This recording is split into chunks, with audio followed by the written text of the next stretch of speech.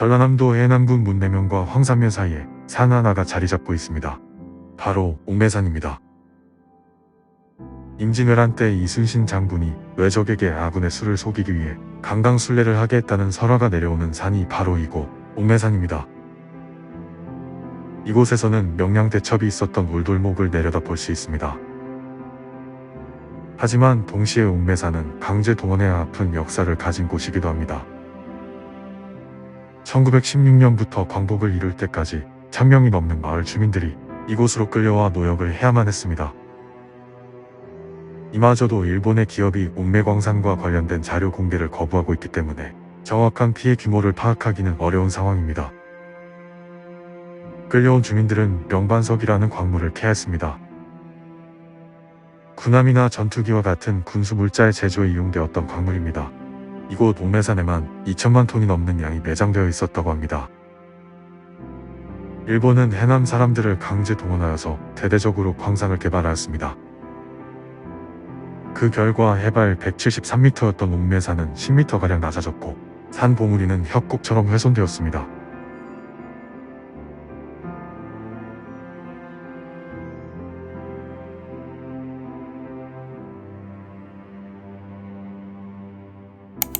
숲속 깊은 길을 따라가다 보면 넓은 바닷가에 자리 잡은 광물 저장 창고와 추모비 하나를 발견할 수 있습니다. 높이 10m, 길이 30m 이상의 거대한 콘크리트 구조물입니다. 벽 두께가 1m 이상일 정도로 견고하게 지어졌습니다. 일제에 의해 강제로 동원되어 명반석을 채굴했던 광부들의 노동 현장이 그대로 보존되어 있습니다.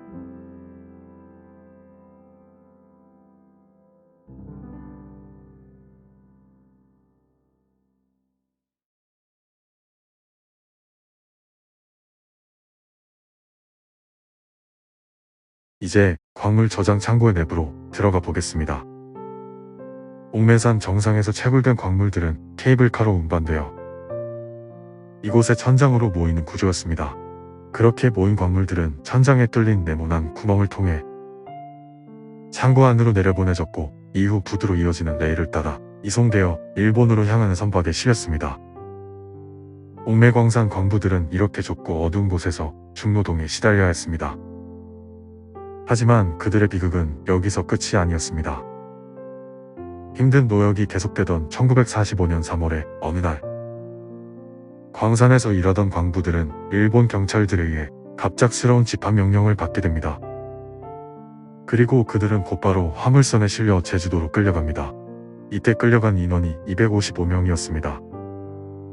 그들은 제주도에서 전투기지를 건설하기 위한 노동에 시달렸습니다. 열악한 상황 속에서 인간다운 대우를 받지도 못한 채 굴을 파야만 했습니다. 절벽 앞에서 땅을 파고 그 위에 천막을 덧 씌운 것이 그들의 숙소였습니다. 식사도 제대로 하지 못했습니다. 소염물만을 간신히 먹을 수 있었다고 합니다. 1945년 8월 15일 마침내 해방이 찾아왔습니다. 그들은 해남으로 돌아갈 수 있다는 희망을 품고 8월 20일에 제주항에서 배에 탑승합니다. 하지만 갑작스럽게 배에 화재가 발생하게 되었고 광부들은 널빤지에 의지하며 바다에 8시간 동안이나 표류하게 됩니다.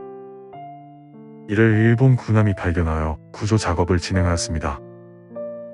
하지만 그들은 옥매광산 일본인 관리인 5명의 생사를 모두 확인한 즉시 구조 작업을 중단하였습니다. 그리고 그들은 현장을 떠났습니다. 바다에는 구조되지 못한 118명의 광부들이 남겨져 있었습니다.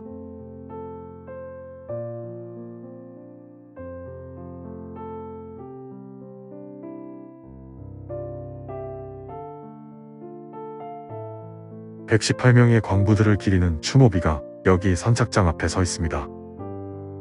1350명의 해남 군민들이 힘을 모아 모금하여 2017년에 세운 추모비입니다. 배 모양의 조형물 위에 118명의 광부를 상징하는 118개의 동그란 원이 달려 있습니다. 마침내 고향의 품에 안긴 광부들의 넋을 위로하는 의미를 담고 있다고 합니다. 이렇게 너무나 가슴 아픈 사건임에도 제대로 아는 이 없이 묻혀 있습니다. 정확한 피해자 명단이나 사고 원인도 제대로 규명되지 않았습니다. 정부의 대응은 너무나도 소극적이고 일본의 배상이나 사과 또한 당연히 받지 못했습니다. 남겨진 유가족과 마을 주민들만이 그들의 넋을 기를 뿐입니다. 제주도에 끌려가 살아 돌아온 광부들 중 유일한 생존자였던 김배구동께서 작년 향년 95세의 나이로 타계하셨습니다. 과거의 일을 기억하는 사람들이 점차 줄어들고 있는 것입니다. 이렇게 모든 일들이 사람들의 기억 속에서 사라져 완전히 묻힐 때까지 일본은 무대응으로 일관하고 있습니다.